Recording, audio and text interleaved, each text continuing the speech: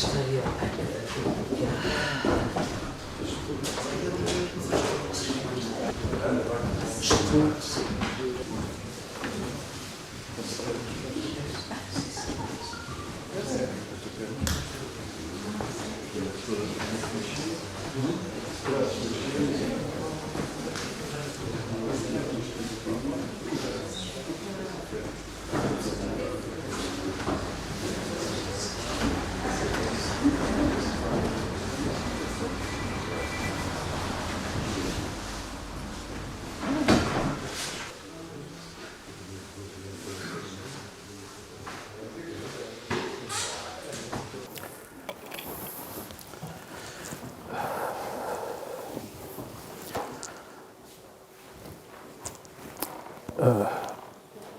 Julgo que devemos dizer, para começar, que a entidade da administração pública local, a Câmara Municipal de Monte Moro Velho, que tinha sido convidada no âmbito do que esta comissão organizadora desta conferência fez, a juntar-se como co-organizadora desta iniciativa, não tinha respondido e, por isso, o seu logotipo não saiu nos convites enviados.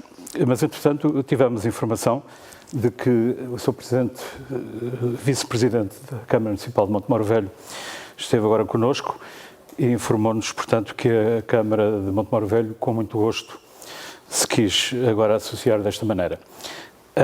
Em primeiro lugar, é essa a entidade que deve ser invocada e depois também esta comissão organizadora, que localmente representada por Hugo Maranha e Hugo Barbosa, que quis organizar esta iniciativa, e também a organização desta sessão, representada por Guilherme Barbosa. E, claro, as entidades que se associaram a essa organização. Em primeiro lugar, o CITEC, nosso anfitrião hoje, nesta pequena pérola que é este teatro do século XIX, e também o CITEMOR, e as associações locais, a Associação de Diogo da Zambuja e a Associação Fernão Mendes Pinto. E, claro, também as entidades que a nível nacional quiseram associar-se como divulgadoras desta iniciativa. A RTP Antena 2 e a Revista de Marinha. Os nossos amigos João Almeida e Miguel Marques não puderam estar presentes, mas devem ser invocados. Algumas presenças são particularmente honrosas e por isso gostaríamos de lhes agradecer. Em primeiro lugar, neste livro dedicado à questão da justiça em Portugal e da sua mais simbólica imagem, que é o célebre fresco do bom e do mau juiz em Monsaraz, quis estar presente e honra-nos por isso muito com a sua presença o Sr. Juiz Conselheiro do Supremo Tribunal de Justiça e Vice-Presidente do Conselho Superior da Magistratura, Luís Azevedo Mendes, que no passado, no ano 2019, como Presidente do Tribunal da Relação de Coimbra, teve o extraordinário mérito de levar as figuras do Infante Dom Pedro, o das ordenações afonsinas, primeiro Código Sistemático Português, e o seu neto, Dom João II, o do lema Pela Lei e pela Grei, ao Tribunal da Relação de Coimbra, no centenário desse tribunal. Honra-nos muito isso e agradecemos essa presença. Além disso, será tempo, uma vez que o livro está prestes a sair, de se poder anunciar que este livro, sobre a imagem da justiça, do bom e do mau juiz, do célebre fresco de Monsaraz, este livro tem uma dedicatória, que é a desejável evolução do sistema de justiça em Portugal ao longo dos séculos, e muito concretamente ao Sr. Juiz Luís Azevedo Mendes, que teve esse mérito de levar o Infante Dom Pedro a Coimbra, no ano 2019. Honra-nos também outra presença, que estou a ver que neste momento ainda não estará, provavelmente estará atrasado, ou terá tido algum imponderável que o impediu de poder estar, que é o Sr. Almirante António Silva Ribeiro, ex-chefe de Estado-Maior-General das Forças Armadas e ex-chefe de Estado-Maior da Armada, que nos quis também honrar com a sua presença, embora estou a ver que não está neste momento ainda, mas tinha-nos confirmado a sua presença. Num livro que tem a ver com a figura de Dom João II, faz todo sentido que o Almirante Silva Ribeiro queira associar-se a isso e honra-nos muito com essa presença. O meu caro amigo Vítor Camarneiro deve também ser especialmente invocado. No passado, o Centro José Gilmar teve atividades em Montemor Velho, concretamente uma parceria tripartida com a Câmara Municipal local e com a Associação Fernando Pinto, muito dinâmica então, dirigida por Vítor Camarneiro, um homem a quem Montemor Velho deve muito e certamente no futuro saldará essa dívida. Essa parceria da Casa Museu Infante Dom Pedro, como é sabido, não veio a ter êxito no âmbito de algumas situações muito complicadas de perseguições que foram feitas contra o Centro José Gilmar e contra mim próprio e que impediram a existência dessa Casa Museu Infante Dom Pedro. É sabido que isso significou algumas situações muito graves, uma das quais já se resolveu no Tribunal Europeu dos Direitos do Homem em janeiro de 2015. Por parte da Associação Fernando Pinto e do seu responsável Vítor Camarneiro, tivemos sempre, com toda a limpidez, uma colaboração correta e seguramente não foi por essa participação que essa Casa Museu Infante Dom Pedro foi impedida de existir em Montemor Velho. As situações pendentes entre a Câmara de Montemor Velho e o Centro José Gilmar e comigo próprio são sabidas, desde essa condenação de Portugal no Tribunal Europeu dos Direitos do Homem, e, portanto, são situações que, desde então, essa ficou resolvida. Outras, eventualmente, serão resolvíveis no passado. Agora, o Centro José Gilmar colabora sempre e colabora desinteressadamente com as entidades da administração pública, e por isso aqui tenho o prazer de o fazer mais uma vez. Não valeria a pena mencionar, agradecer, claro, a presença de todos e algumas mensagens recebidas para este livro sobre a questão da justiça em Portugal. E aí a Sua Excelência, a Ministra da Cultura, comunicou a sua impossibilidade de agenda de estar presente hoje, e agradecemos isso também. No mundo da justiça e do direito, algumas dessas comunicações merecem ser agradecidas. O Sr. Juiz Conselheiro Jubilado do Supremo Tribunal de Justiça, José Marcos Vidal, comunicou-nos que teria o maior gosto, mas a idade não lhe permitiria. Está, tanto quanto sei desde sempre, uma figura apaixonada pela figura do rei Dom João II e do que isso significa para a justiça em Portugal, e por isso nos quis fazer essa comunicação. No mundo dos advogados, o Dr. Francisco Teixeira da Mota, advogado de causas cívicas e responsável da coluna sobre Direito e Justiça do Jornal Público, também nos comunicou as suas felicitações e a sua impossibilidade de estar presente.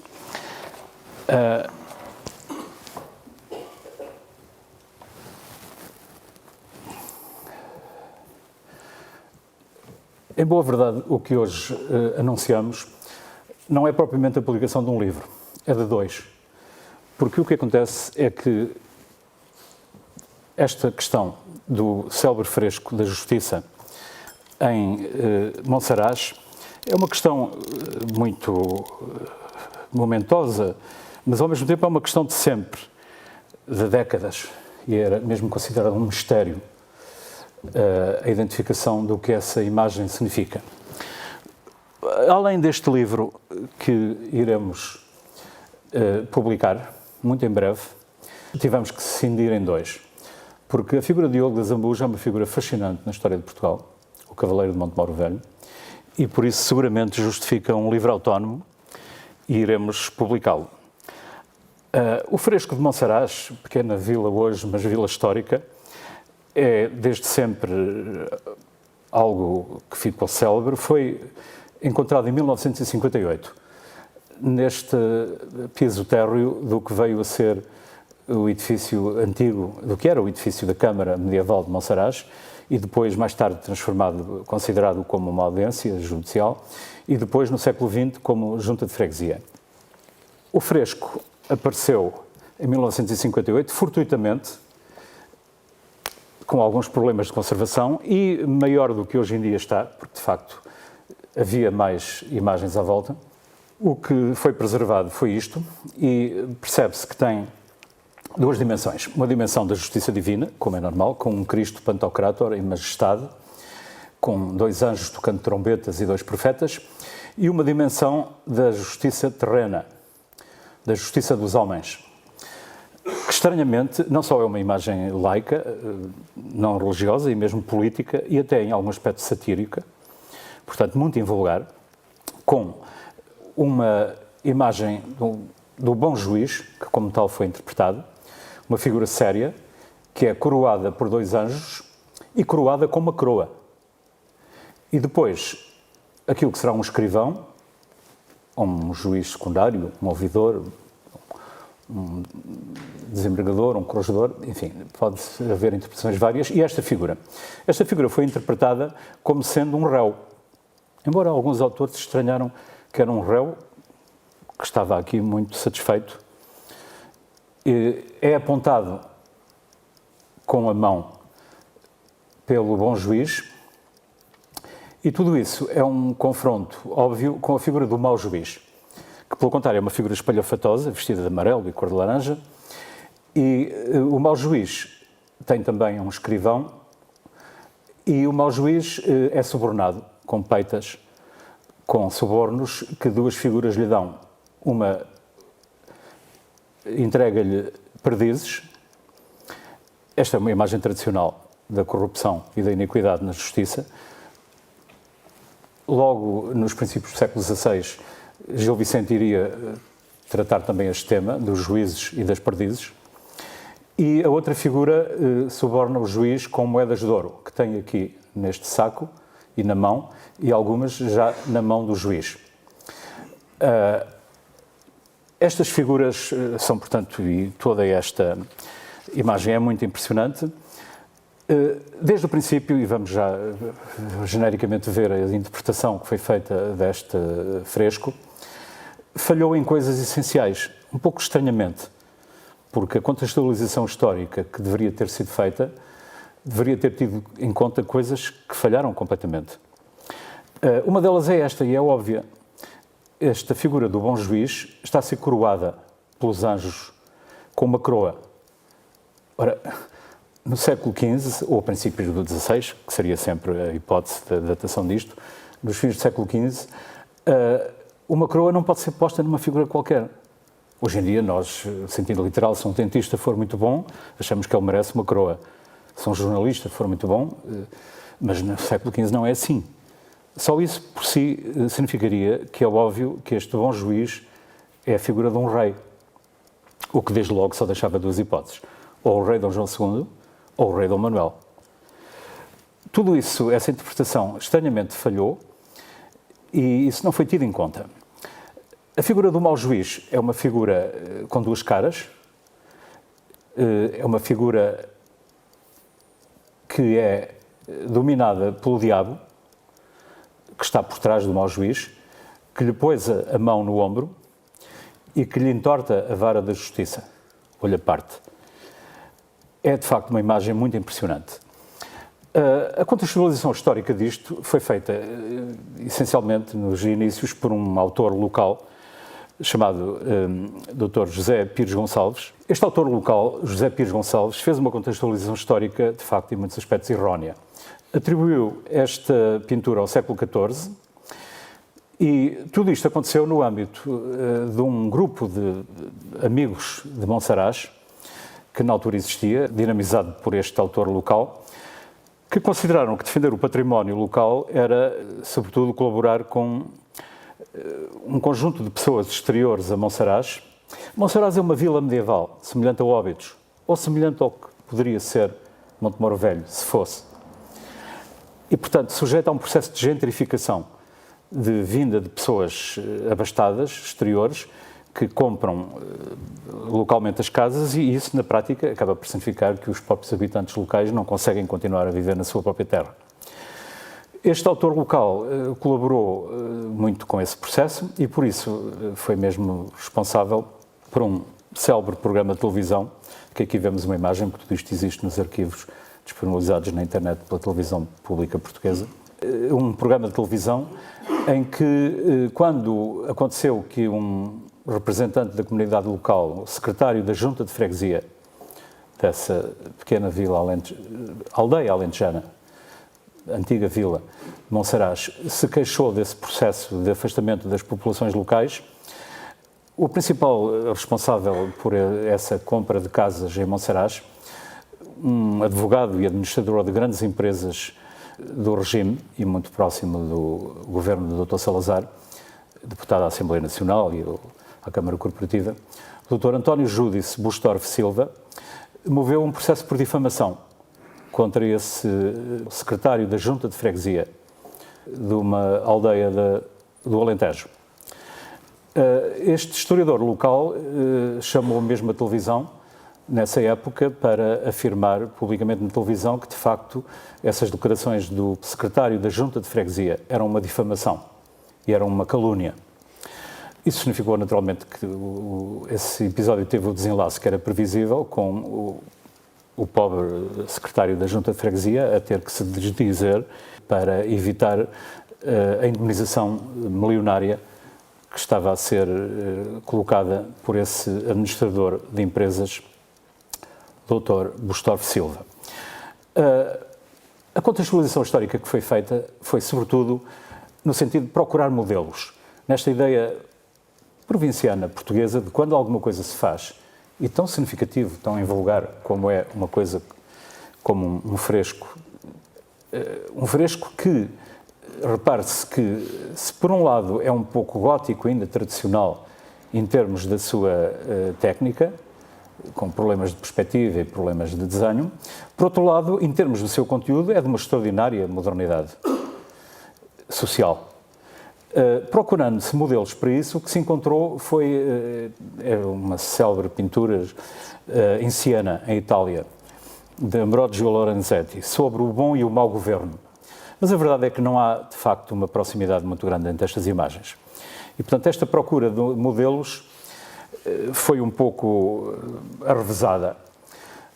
Essa pintura em Monsaraz surge-nos, de facto, como algo invulgaríssimo. E a comunidade científica, estranhamente, rapidamente podemos passar em revista, dizer alguma coisa sobre os autores seguintes, ligados à comunidade científica, universitária, estranhamente manteve a maior parte das conclusões que eram as deste autor local. Uma questão, desde logo, foi resolvida, que foi a questão da data. Claro que não é do século XIV, é do século XV. Túlio Espanca, um verdadeiro erudito regional, corrigiu isso. A partir daí isso ficou corrigido. No entanto, essa contextualização histórica falhou em coisas essenciais. A primeira delas é assim, porque história significa fazer perguntas para lhes encontrar respostas. Porque é que esta pintura, quando foi encontrada, estava emparedada, escondida por uma parede construída à sua frente? Esta é a primeira pergunta que é preciso fazer. Porque, de facto, ela foi encontrada por acaso em 1958 e ela estava escondida por uma parede. Depois, aquela questão que há pouco mencionei, a existência aqui de uma coroa, que os anjos colocam nesta figura do bom juiz, mostra que, de facto, este bom juiz é um rei. E o rei é o vértice último da justiça no país, como é sabido. Da justiça régia, do Estado. A justiça civil. Não da justiça senhorial, local, feudal. E, portanto, essas perguntas deviam ter sido feitas. Estranhamente não o foram, e a comunidade científica continuou a ignorar isto, e cada vez mais foi menosprezada e mesmo ignorada essa questão de porque é que esta pintura estava emparedada. E ela é essencial. Podia dar-vos vários exemplos na comunidade científica de problemáticas um pouco abstrusas e totalmente infundamentadas para tentar explicar isto. Posso dizer-vos que há uma autora que considera que o significado desta pintura é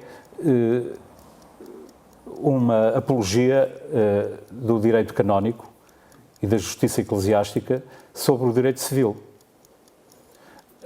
o que é algo totalmente incompreensível, não é? Talvez, como vê aqui uns anjos e como vê em cima o Cristo Pantocrátor, interpretou dessa maneira. E depois com um pormenor que, enfim, é simplesmente anacrónico e totalmente impossível, que é, ao ver aqui este tipo de gola do bom juiz, que é semelhante a o cabeção, portanto, que é este tipo de gola que usam os eclesiásticos, os padres, no século XIX, XX ou XXI, interpretou como sendo uma figura religiosa.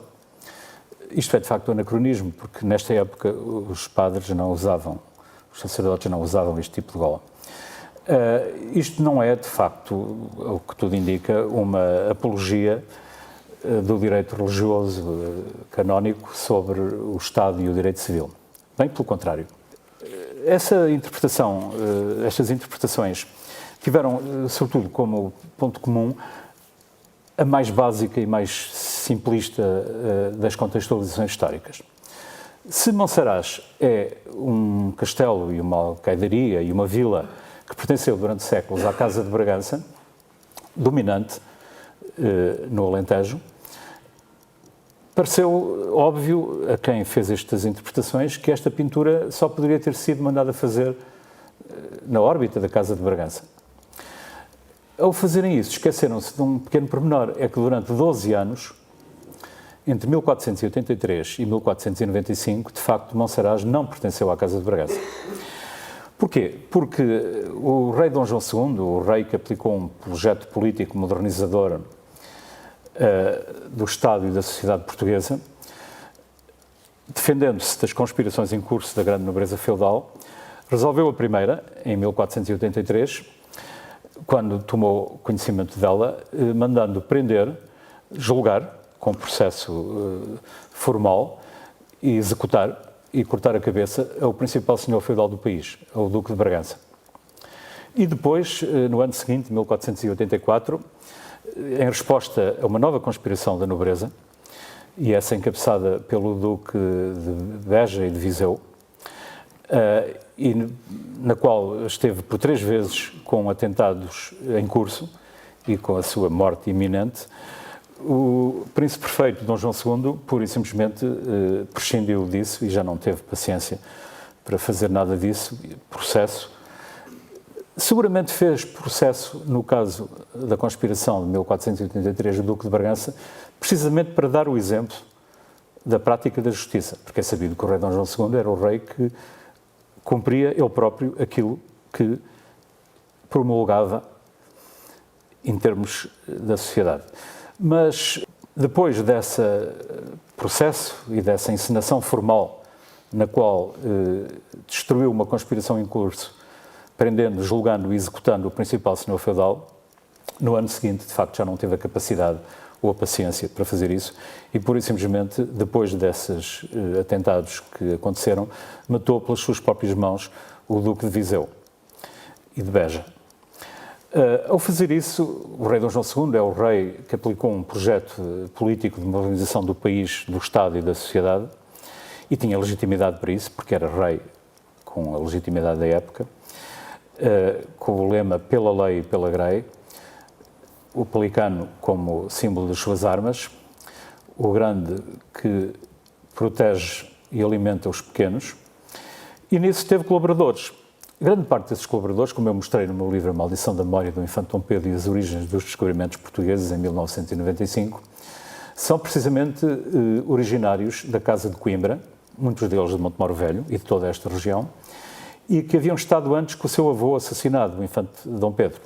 O que o rei Dom João II faz é um processo político de modernização, mas é também uma resposta pessoal e familiar àqueles que haviam assassinado o seu avô, que tinha avançado esse projeto político, embora não tivesse a força nem a legitimidade, porque era só um rei provisório, um regente.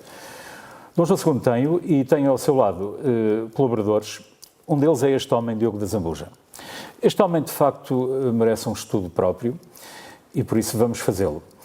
O que agora julgamos identificar, e vamos ver já algo mais sobre isso, é que este fresco que foi feito em Monsaraz é um episódio deste processo. Porquê? Porque quando Dom João II extinguiu a Casa de Bragança, prendeu, julgou e executou o Duque de Bragança, tomou posse dos seus castelos e das suas vilas, que eram imensos pelo país fora, começou de facto a construir um país. No caso de Monsaraz, que era um dos principais castelos da Casa de Bragança, colocou o seu cavaleiro de Montemor o Velho, Diogo da Zambuja. Portanto, Diogo da Zambuja é um colaborador do núcleo duro da Casa de Coimbra, originário, por isso, de Montemoro Velho. Aquilo que nos deixou,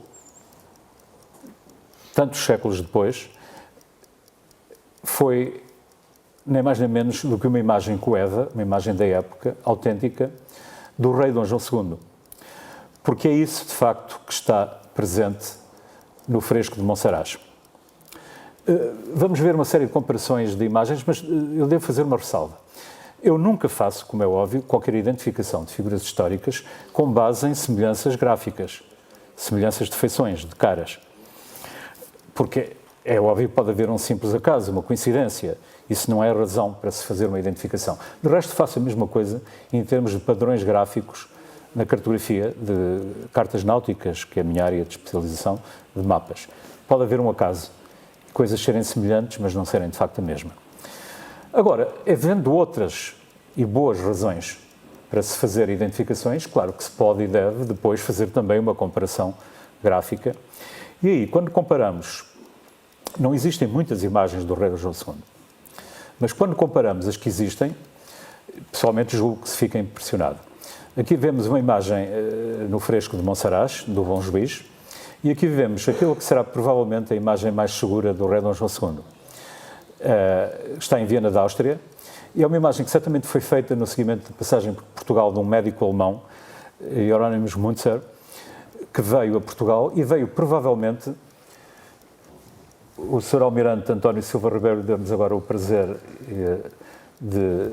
há pouco eu tinha-o invocado, sabendo que nos iria dar essa honra de hoje estar connosco, e dizendo que, de facto, tratando-se do rei Dom João II, compreende-se que o Sr. Almirante António Silva Ribeiro nos tenha querido dar essa honra de estar presente nesta sessão. Repito, semelhanças gráficas de fisionomias ou de representações cartográficas nunca são, nem devem ser consideradas suficientes para uma identificação. Agora, depois de outras razões, claro que podemos e devemos comparar. Esta imagem em Viena da Áustria é, de facto, a mais segura que temos do rei Dom João II. Já no fim da sua vida, provavelmente já com sérios problemas de saúde, devido ao envenenamento de que sofria e do qual veio a morrer, certamente no ano seguinte, de 1495, porque esta imagem julgo que deverá ser de 1494, quando esse médico alemão veio a Portugal. Não há muitas imagens do rei Dom João II. Se formos ver, existem sobretudo em iluminuras, são pequenas imagens crónicas no arquivo da Torre do Tombo, nas quais é muito difícil tirar conclusões quanto às fisionomias. Podem-se tirar quanto às características, mas não quanto às fisionomias. São imagens muito pequeninas, miniaturistas. No entanto, quanto a essas características, podem-se fazer comparações, como é o caso aqui. Esta é uma das imagens que está no livro dos copos, no arquivo da Torre do Tombo. As imagens mais seguras que temos do rei Dom João II são estas. Esta que está no Palácio de Tavera dos Duques de Medina Celi, em Toledo, e esta que é a tal que está em Viena da Áustria, que deve corresponder já ao ano anterior à sua morte e quando já estava minado por essa situação de saúde que certamente se deveu ao envenenamento. É a imagem mais tradicional do rei Dom João II e que por isso continua a ser usada. Depois há algumas outras que são pastiches, são imitações modernas. Estranhamente, em vez de se usar as imagens verdadeiras, mesmo quando não são muitas, prefere-se inventar imagens falsas. E algumas são até ridículas. Esta, aqui à esquerda, é uma imagem que é claramente inventada por detratores do rei Dom João II, que querem dar uma má imagem dele e que por isso o representam assim, gordo e ricamente ajeizado, quando toda a gente sabe que Dom João II é o rei que proibiu mesmo os luxos excessivos da nobreza e tudo isso. Portanto, representá-lo desta forma e com este mau aspecto é claramente uma forma de tentar dizer mal dele. Esta outra é uma imagem também, um pastiche também moderno, que até está bem desenhada, é de um grafista espanhol, que apresenta uma figura com muita dignidade, até à cintura, digamos. Depois, estranhamente, da cintura para baixo, representa-o de colãs, que é uma coisa que, enfim, que não lembraria a ninguém um rei do século XV com os colãs. E pior ainda, com uns sapatinhos de bailarina. É uma imagem curiosa. Enfim, há quem lhe use só a parte de cima. São tudo imagens, de facto, baseadas nas feições deste rosto que está em Viena da Áustria. E depois, naturalmente, existe quem mais possa querer continuar modernamente a desenhar imagens pastiches inventadas do rei Dom João II, que não têm qualquer realidade e às vezes não são sequer de bom gosto. Esta, que aqui vemos, é das mais típicas. Infelizmente, às vezes é usada aí nas internets e nessas coisas, e a Marinha às vezes tem usado também, o que é um pouco lamentável e certamente poderá ser corrigido no futuro, porque não tem qualquer realidade. Estas são, de facto, as imagens até hoje existentes mais seguras do rei Dom João II. Aqui agora anunciamos, é uma imagem coeva.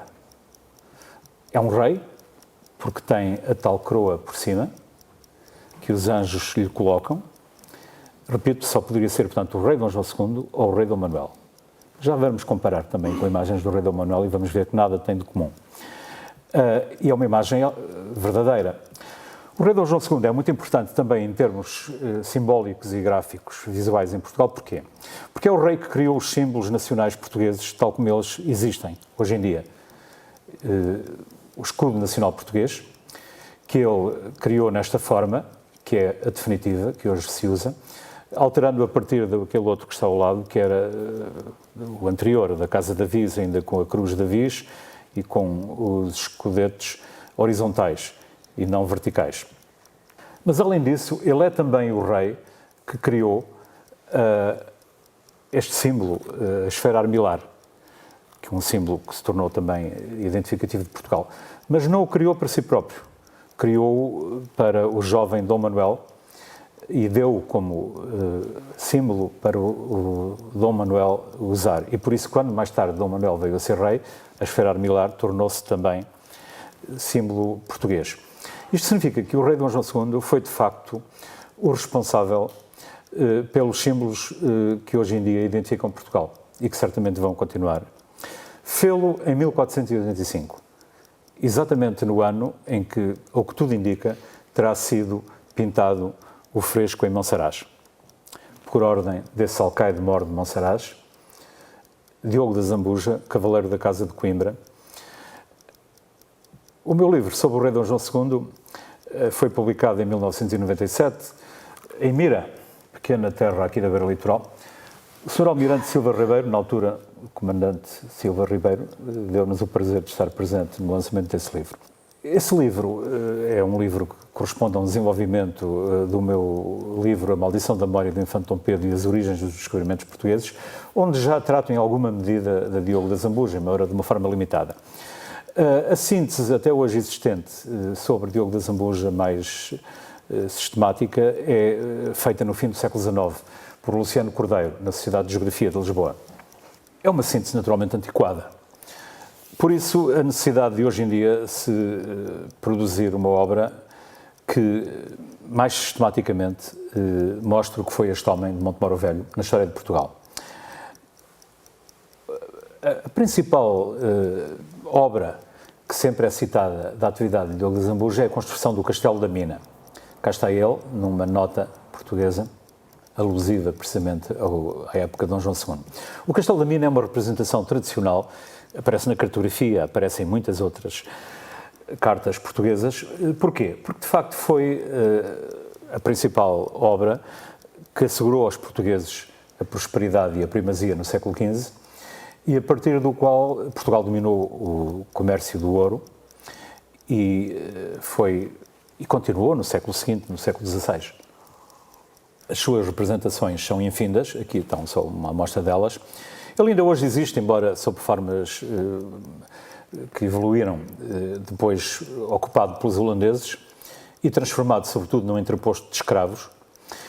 No Castelo da Mina, no tempo de Diogo da Zambuja, ele construiu numa situação de entendimento com o potentado local que dominava aquele território.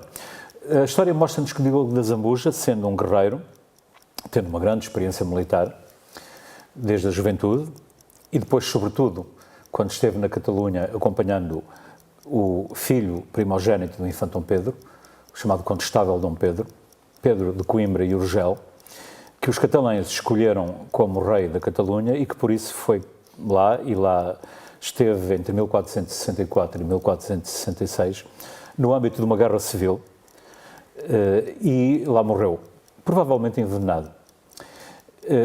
Foi um homem culto e, em muitos aspectos, seguidor da política de seu pai, mas infeliz no destino que o esperava. E por isso morreu no âmbito dessa guerra civil na Catalunha, como rei, que na história de Espanha é considerado um rei intruso. As centenas de cavaleiros portugueses que teve com ele, sobretudo aqui do Ducado de Coimbra e muitos deles de Montemor Velho e outros da Ordem da Viz, voltaram depois a Portugal a partir de 1466 e colocaram-se ao serviço do príncipe herdeiro Dom João de Avis e Coimbra, mais tarde rei com o nome de Dom João II. E foram o núcleo duro dos seus partidários com o qual fez a sua tomada do poder e fez desde logo uma coisa que foi nas campanhas de Touro e do Alentejo, em 1476 e 1477, ainda no tempo em que o seu pai, Dom Afonso V, formalmente era rei, o príncipe Dom João foi salvar o seu pai, porque na Batalha de Touro, em Castela, quando os portugueses invadiram Castela, apoiando uma das fações da Guerra Civil Castelhana, de facto o rei Dom Afonso V teria ficado numa situação muito difícil e foram esses reforços levados pelo seu filho, o príncipe Dom João, com esta sua gente da Casa de Coimbra. Não temos a certeza que Diogo da Zambuja esteja lá estado, mas os Silvas seguramente estiveram.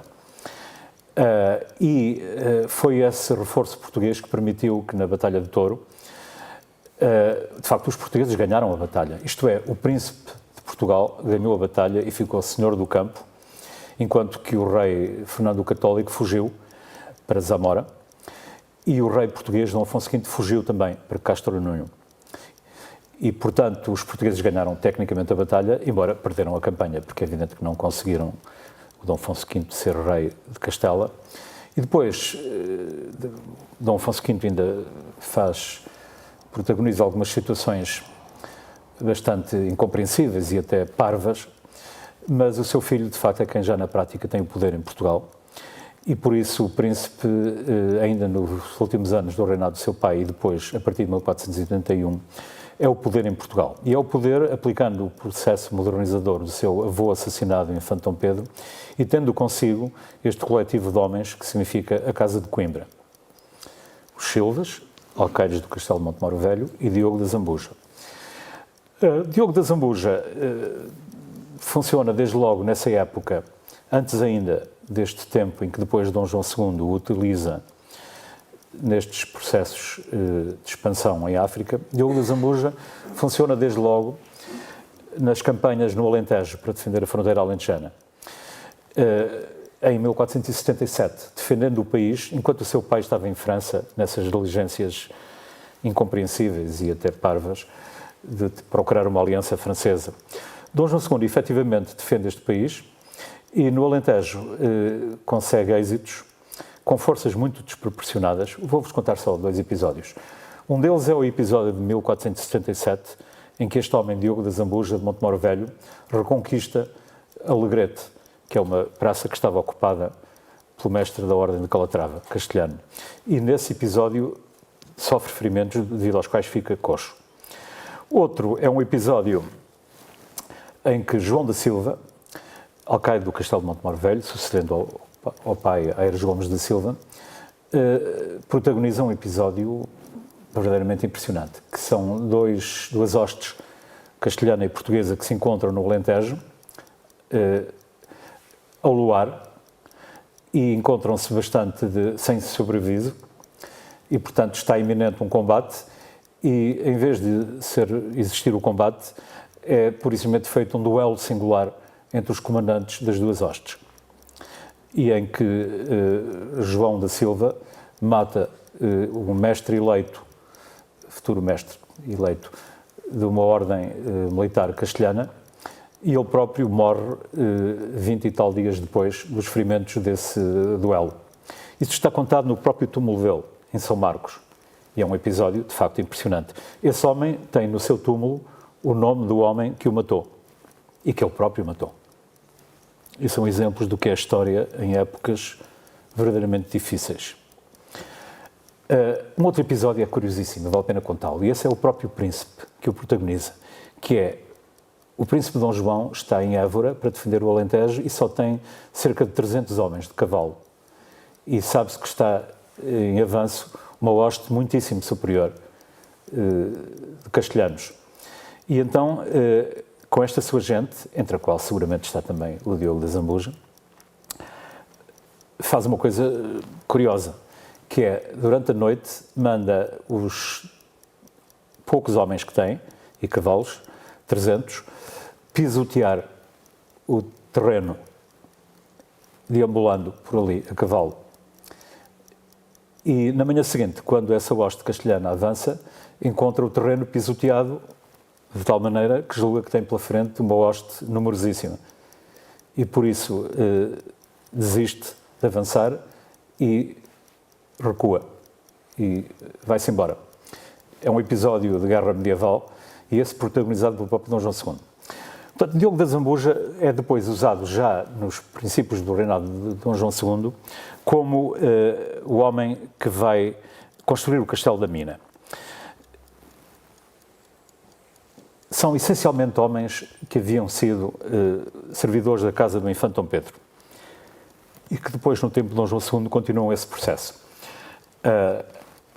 O Castelo da Mina é, portanto, a grande obra mais conhecida. Do que hoje em dia existe dele, que aqui estamos a ver, é esta zona central da torre, que será ainda do século XV, construída por Diogo da Zambuja. O resto é já um desenvolvimento posterior. Os holandeses, no tempo dos holandeses, foi sobretudo usado como interposto de tráfico de escravos. Os portugueses também fizeram, como é óbvio, tráfico de escravos. Mas não nesta época, sobretudo a seguir, a partir do tempo do reinado de Dom Manuel. No tempo de Diogo da Zambuja, de facto, ele, com grande diplomacia, percebe-se que o fez aqui e mais tarde irá fazer a mesma coisa em Marrocos. Com grande diplomacia, ele trata com os poderes locais e consegue situações de construir os seus castelos à beira do mar, em situações diplomáticas. Era um homem seguramente muito inteligente. Esses castelos são à beira do mar, vamos ver aqui mais um exemplo deles em Marrocos, só que, entretanto, em 1487, Diogo da Zambuja é nomeado vedor-mor das artilharias e armazéns de Portugal. Eu estou convencido que, como em 1488, as fortificações de Olivença, onde está a maior torre da fronteira entre Portugal e Castela, essa torre é do século XIV, do rei Dom Afonso IV. Mas houve fortificações aumentadas neste castelo de Olivença, que aqui vemos a imagem da torre, fortificações que se sabe que foram feitas em 1488. Eu estou absolutamente convencido, embora não tenha provas disso, de que é claro que é este homem, Diogo da Zambuja. Este homem é comendador de Alter Pedroso e de Cabeço de Vide, no Alentejo. E, além disso, cumulativamente, é alcaide-mor de Monsaraz, que tinha sido confiscado pela coroa ao extinto Ducado de Bragança, e é vedor-mor das artilharias e armazéns. Portanto, estou absolutamente convencido que é ele que está por trás dessa obra em Olivença. Vedor-mor das artilharias, nesta época em que é sabido que o rei Dom João II, ele próprio, pessoalmente, supervisionou um processo que a crónica conta, que é o desenvolvimento de uma técnica de tiro naval, de artilharia, que é semelhante ao que as crianças fazem quando atiram pedras que vão em cima da água e por isso vão mais longe e com mais força e com mais direção. Portanto, o tiro de ricochete naval, aplicando a artilharia a bordo de caravelas, navios de pequeno porte, e que é seguramente aquilo que está por trás da supremacia portuguesa depois, nas décadas seguintes, e que no Índico, no tempo de Dom Manuel, é a única coisa que pode explicar os êxitos que os portugueses tiveram, sendo tão poucos, em situações tão desiguais. Dom João II inventou isso, na Baía de Setúbal. Provavelmente este vedor-mor das artilharias estava lá com ele. Mas Diogo da Zambuja é sobretudo um construtor de castelos à beira do mar. No reinado seguinte, o rei Dom Manuel, sendo Diogo da Zambuja já muito velho, usa-o e por isso ele é mandado construir um castelo real em Mogador, que hoje se chama Essaouira, no sul de Marrocos. E faz isso, e depois, a seguir, faz uma coisa ainda mais impressionante, que é a cidade vizinha de Safin, que hoje se chama Safi, em Marrocos. Existiam divisões internas e dissensões, e por isso eles, uma dessas fações, propõe a esse capitão português, Diogo da Zambuja, que construa uma fortificação lá em Safi e que, de facto, essa cidade quer ser portuguesa, quer pôr-se sob a vassalagem do rei de Portugal e a soberania portuguesa. Diogo da Zambuja aceita isso, sempre nesse espírito diplomático, e, de facto, constrói essa fortificação. Depois, há dissensões que continuam entre essas fações e uma delas, de facto, vai atacando os portugueses e, por isso, depois existe o episódio em que essa fortificação portuguesa é atacada e Diogo da Zambuja também, com grande inteligência, em termos militares, usa uma artimanha que é, digamos, deixa-se atacar de tal maneira que durante a noite inteira disparam e gastam as munições que têm e na manhã seguinte sai numa sortida com as suas próprias forças e, de facto, toma a cidade inteira. É nesse episódio que terá acontecido aquele pequeno episódio que há pouco mencionei, portanto, esse jovem estribeiro negro ter morrido ao seu lado e por isso ele ter posto essa estátua no seu túmulo, levando-a consigo para a eternidade. Esse episódio é identificado no belíssimo estudo do Convento dos Anjos de Montemor Velho, que foi feito pela doutora Teresa da Cunha Matos, e que era uma das obras que a Casa Museu Infante Pedro em Montemor Velho tencionava publicar. Isso tornou-se impossível devido a essas situações de perseguição e de censura que impediram na época a existência da Casa Museu Infante Dom Pedro em Montemor Velho e que nos levaram, por fim, a dá-la como impossível, as situações que já me referi, no âmbito das quais o Samar e eu próprio fomos perseguidos em Montemor Velho e isso levou, de facto, depois a uma condenação de Portugal, do Estado português, em Estrasburgo, no Tribunal Europeu dos Direitos do Homem.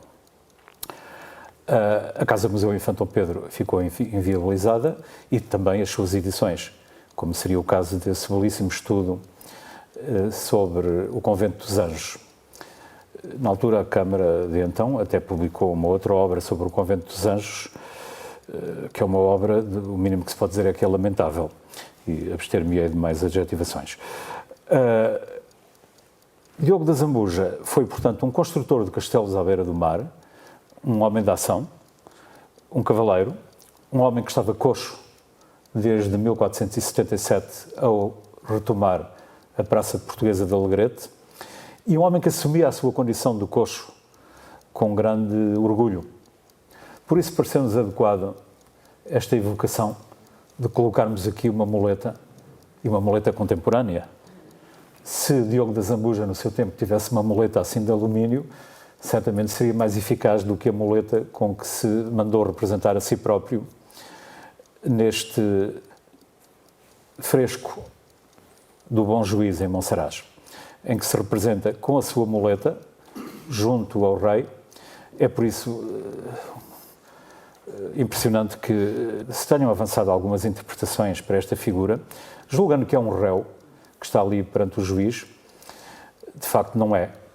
É o alcaide-mor local e seguramente o homem responsável por esta pintura ter sido mandado a fazer e que se mandou representar a si próprio orgulhosamente, porque ele orgulhava-se desse seu ferimento, de tal maneira que na sua própria lápide do túmulo aqui em Montemor Velho conta essa história e orgulhosamente reivindica esse estatuto desse ferimento que teve